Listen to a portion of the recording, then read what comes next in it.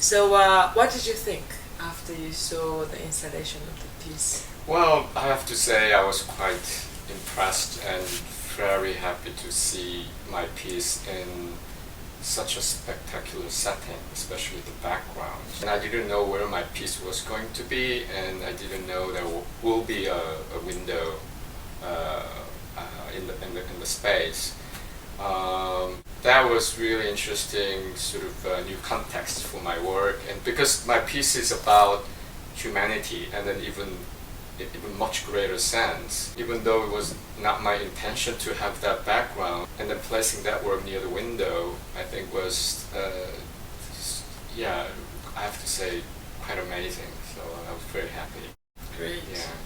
Yeah, I thought the piece needed a light Mm-hmm. because of the translucency of the Mm-hmm. piece, Mm-hmm. but also about, as you said, human life. And then there's the whole human life out there. Mm-hmm. We've been looking at the Mhm. landscape. Mm-hmm. So even I had been thinking about it, and then actually after we installed, Mm-hmm. it looks amazing, Mm-hmm. and both visually and also conceptually. Right.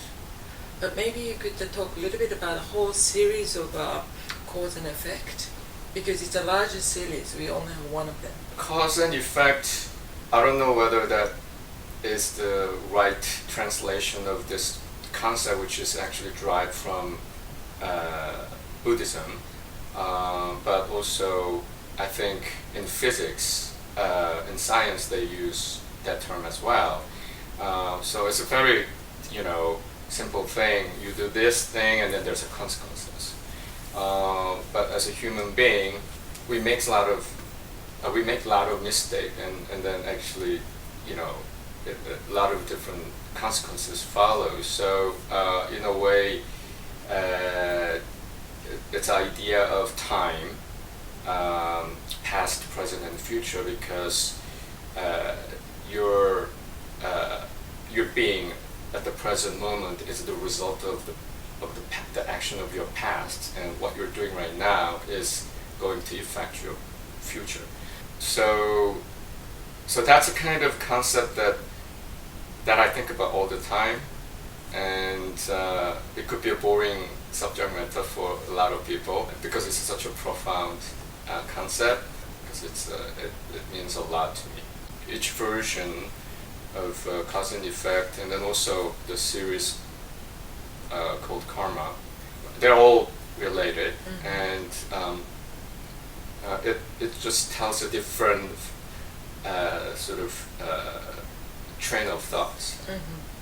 Yeah, I saw the images of the larger piece with much more sort of a tornado kind of spectacular one. That's a bigger piece. What that means is that larger piece was the installation version, and the piece at the Mori is actually has derived from that much larger installation. Yeah. I also quoted the short sentence for the description of the work that you commented, how much space am I carrying from one place to the other. I thought that was a very interesting way of understanding your question of the space and existence, and together with this particular piece. I don't know if you had a chance to look at Paul Paul's paintings, but to have it together as both very fundamental question of the existence in the Buddhism sense, but I thought that your piece is also kind of a model of this entire, the larger universe, how we exist beyond time and space. Well, without really knowing Popo's work and practice, what I experienced from his painting was about sort of enlightenment, and I think it was quite great match. His work was purely abstract, and mine is very literal in a way, and then figurative. Yeah, it's figurative but also abstract. Well, it becomes abstract when you look at individual elements. It's a human figure, but when it becomes stacked on the top of each other and then it creates a much bigger form, and sort of you lose the specificity of the individuals. Mm-hmm. So there's a play between, this sort of blurry boundaries between individual and the collective.